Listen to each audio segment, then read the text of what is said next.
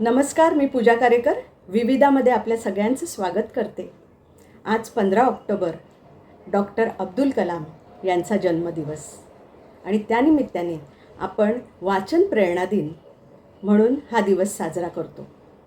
आज मी तुम्हाला नसीमा हुर्जुक यांनी लिहिलेलं स्वतःचं आत्मकथन चाकाची खुर्ची ह्या पुस्तकाचा परिचय करून देणार आहे.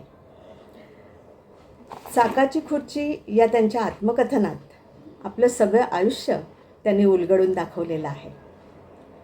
पण हे आत्मकथन करत असताना कुठेही बटबटीतपणा नाही किंवा ते बटबटीतपणा दाखवून ते रंजक करण्याचा कुठेही प्रयत्न केलेला नाही आहे.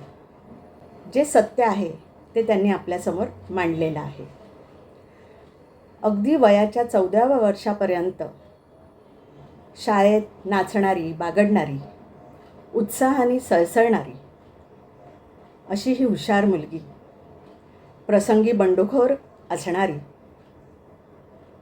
अशी मुलगी अचानक पाठीच्या दुखण्यानं अंथरुणाला खिळते आणि कायमची पॅराप्लेजिक पेशंट होऊन चाकाच्या खुर्चीवर जाऊन बसते. पॅराप्लेजिक म्हणजे कमरेच्या खालील संवेदना जाणं, स्पर्शज्ञान न होणं, थोडक्यात जो कमरेच्या खालचा जो भाग आहे तो दगडासारखं होणं. सुरुवातीला अंतर्बाह्य उन्मळून पडते, पण नंतर जन्माला येतं एक नवं व्यक्तिमत्व, नसीमा हुर्जुक. नसीम म्हणजे पहाटेचा वारा. प्रत्येक अपंग व्यक्तीच्या जीवनात नवीन पहाट उगवणारी अशी ही नसीमा. ह्या सगळ्या प्रसंगातून उन्मळून पडलेली असताना देखील नसीमाच्या आयुष्यात अचानक बाबू काकांसारखं व्यक्तिमत्व येतं आणि तिचं जीवनच बदलून टाकतं. बाबू काका स्वतः पॅराप्लेजिक. ते तिला समजावून सांगत असत की तुला जगायचं आहे, सर्व अपंग व्यक्तींसाठी तुला काम करायचं आहे, त्यांना त्यांच्या पायावर उभं करायचं आहे. आणि म्हणून तिने हेल्पर्स ऑफ द हँडिकॅप ही संस्था कोल्हापुरात सुरू केली. तिने तिचं शिक्षण जिद्दीने पूर्ण केलं.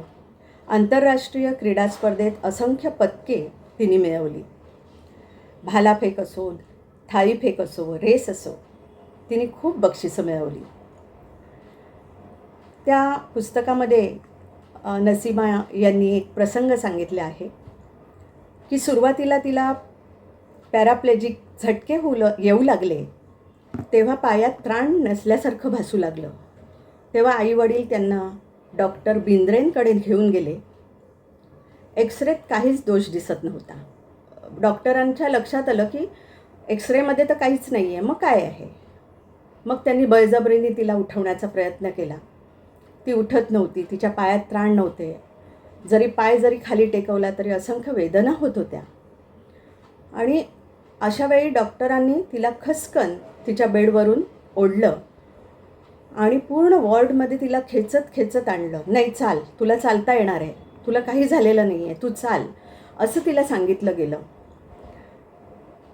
आणि मुंगी एवढी जरी हालचाल केली तरी वेदना होत होत्या. पाय थरथर कापत होते. त्यांनी तिला तिच्या दंडाला धरलं आणि खसकन ओढलं. चाल, तुला काही झालेलं नाही आहे, ही सगळी नाटकं चाललेली आहेत. ती गुरासारखी ओरडत होती. वॉर्डमधले सगळेजण बघत होते की हे काय चाललं आहे, हा डॉक्टर आहे की कसाई. डॉक्टरांनी वडिलांना सांगितलं की हिचं कॉलेजमध्ये काहीतरी प्रेम प्रकरण वगैरे असणार, बाकी हिला काहीही झालेलं नाही आहे.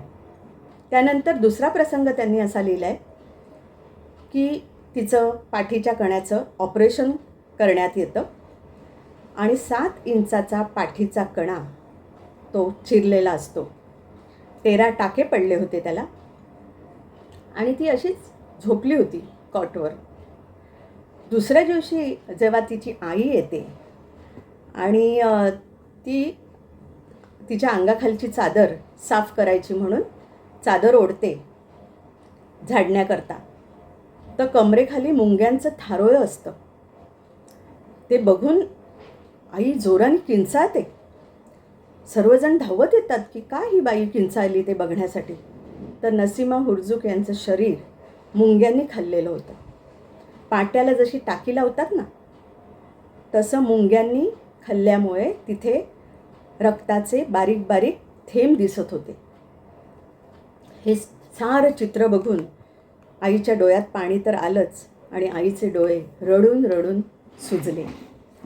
ऑपरेशननंतर काही दिवसांनी माझ्यासकट माझ्या घरातील सर्वांना आशा होती की एक दिवस माझा पायाचा अंगठा हललेला दिसेल, मला स्पर्शज्ञान येईल.